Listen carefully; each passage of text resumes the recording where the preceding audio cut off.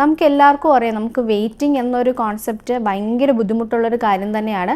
അഡൽട്ടിനായിരുന്നാൽ പോലും നമുക്കെല്ലാം പെട്ടെന്ന് കിട്ടണം. വെയിറ്റ് ചെയ്ത് ഇരുന്ന് വാങ്ങിക്കാനുള്ള ഒരു ക്ഷമ നമുക്ക് എല്ലാവർക്കും തന്നെ ഇല്ല.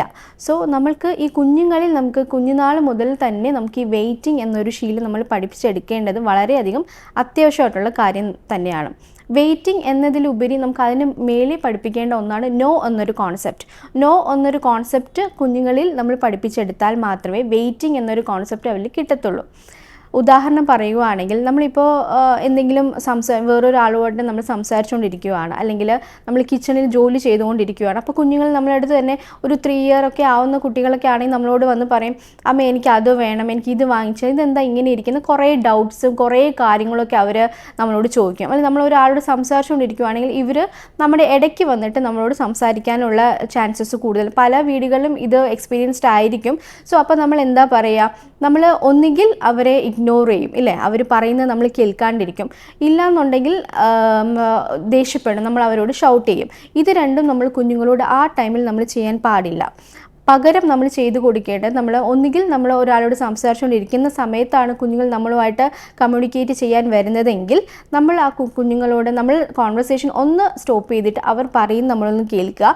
പക്ഷേ നമ്മൾ പറയുക അവരോട്, ഞാനിപ്പോൾ സംസാരിച്ചുകൊണ്ടിരിക്കുകയാണ്, അല്ലെങ്കിൽ കിച്ചണിൽ ജോലി ചെയ്തുകൊണ്ടിരിക്കുകയാണ്, നീ ഒന്ന് വെയിറ്റ് ചെയ്യുക, ഞാൻ അത് കഴിഞ്ഞ് നീ പറയുന്നത് എന്താണെന്ന് നമ്മൾ കേൾക്കും എന്നുള്ള കാര്യം.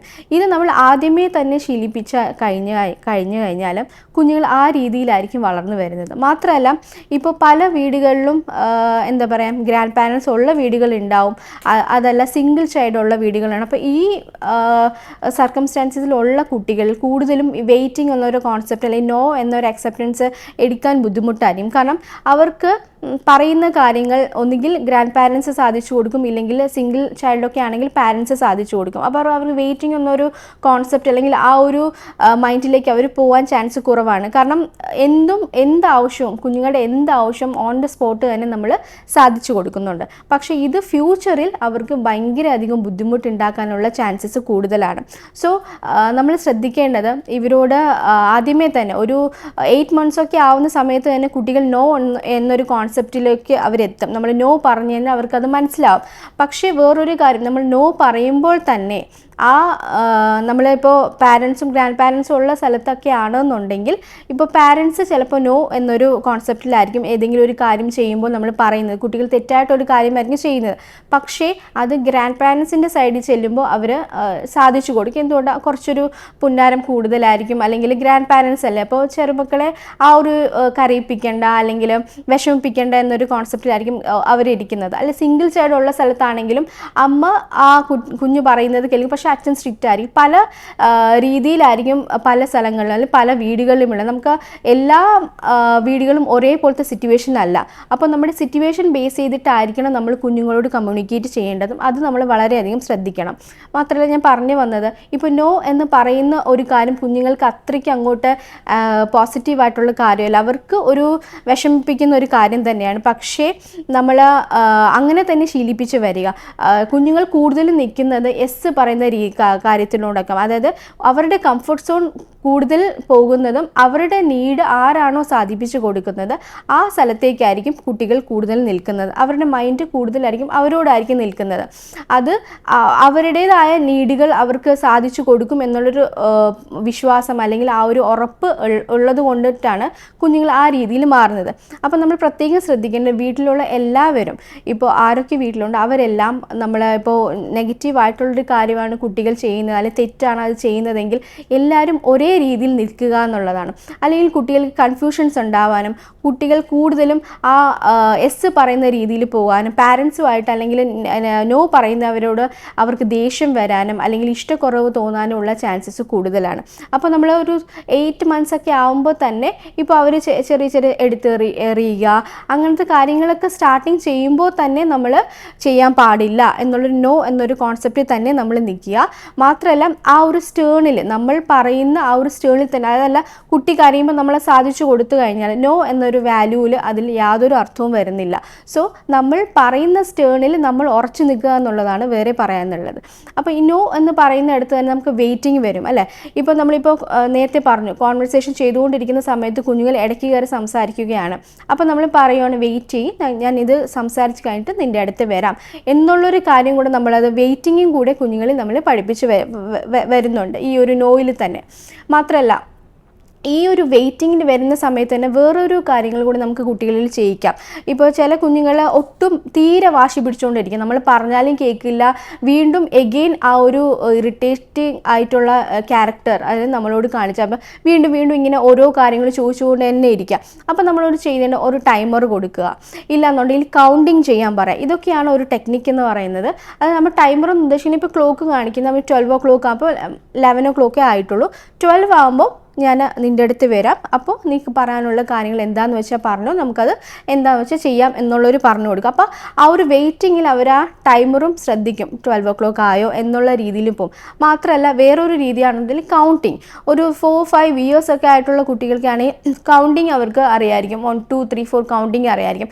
അതിപ്പോൾ 20-25 വരെയൊക്കെ അറിയാമെന്നുള്ള കുട്ടികളാണെങ്കിൽ നമുക്ക് ബാക്ക്വേർഡ് കൗണ്ടിങ് കൊടുക്കുക, അതായത് 25 24 23 22 അങ്ങനെ. അപ്പോൾ അത് അവർ ചിന്തിച്ച് കൗണ്ട് ചെയ്യണം. നമുക്ക് ഡയറക്റ്റ്ലി 1 2 3 4 കൗണ്ട് ചെയ്യുന്നതല്ല. ബാക്ക്വേർഡ് ആകുമ്പോൾ കുറച്ചൊരു ബുദ്ധിമുട്ടാണ്, അത് തെറ്റാൻ പാടില്ല, കറക്റ്റായിട്ടുള്ള കൗണ്ടിങ് പോകണം. അപ്പോൾ കുറച്ചൊരു ടൈം എടുക്കും, അവർ ചിന്തിക്കും, അവരുടെ ബ്രെയിൻ ഡെവലപ്മെൻറ്റ് അപ്പോൾ വർക്കാവും. അപ്പോൾ ആ രീതിയിലുള്ള കൗണ്ടിങ്സ് അല്ലെങ്കിൽ പസിൽസ്, ഇനി ഇത് പസിൽ ഇത് ഫുൾ വെച്ച് കഴിഞ്ഞിട്ട് നമുക്ക് ആ ടൈമിനുള്ളിൽ ഞാൻ ജോലി ചെയ്ത് തീർത്ത് വരും എന്നുള്ളൊരു കാര്യവും നമുക്ക് പറയാം.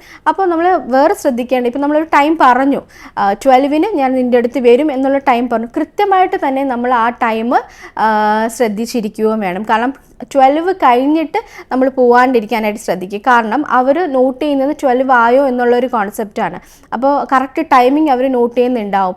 അപ്പോൾ ഇപ്പോൾ ക്ലോക്ക് നോക്കാൻ അറിയില്ലെങ്കിൽ പോലും നമ്മൾ പറയും ഈ സൂചി 12-ലാവുമ്പോൾ അമ്മ നിൻ്റെ അടുത്ത് വരും എന്നുള്ളത്. അപ്പോൾ അവരത് കൃത്യമായിട്ട് നോക്കും. അപ്പോൾ നമ്മൾ കൃത്യമായിട്ട് തന്നെ നമ്മുടെ ജോലി കഴിഞ്ഞാലും കഴിഞ്ഞില്ലേ എങ്കിലും നമ്മൾ ആ കറക്റ്റ് 12 എന്നുള്ളൊരു ടൈം എത്തുമ്പോൾ നമ്മൾ കുഞ്ഞുങ്ങളുടെ അടുത്ത് പോവുക, അവരോട് സംസാരിക്കുക, കമ്മ്യൂണിക്കേറ്റ് ചെയ്യുക. ഇത് വളരെയധികം നമ്മൾ ശ്രദ്ധിക്കേണ്ട കാര്യമാണ്.